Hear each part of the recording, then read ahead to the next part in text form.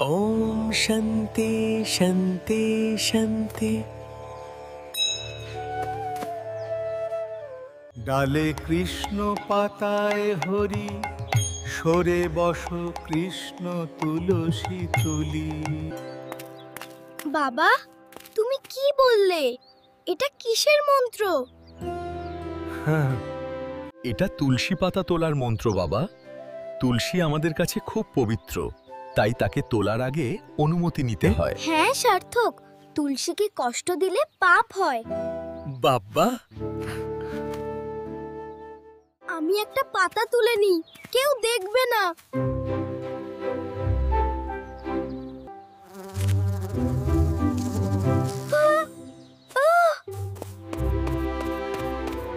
মা মা, ভূত। কি হয়েছে সার্থক? কি করছিলে তুমি?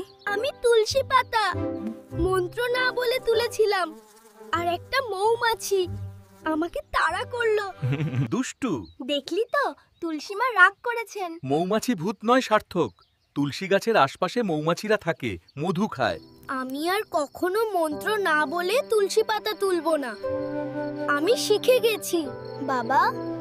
এই তো আমার ভালো ছেলে, মনে রাখবে শুধু তুলসী গাছ নয়, সবকিছুর প্রতি আমাদের শ্রদ্ধাশীল হওয়া উচিত। এই তো ভালো কথা।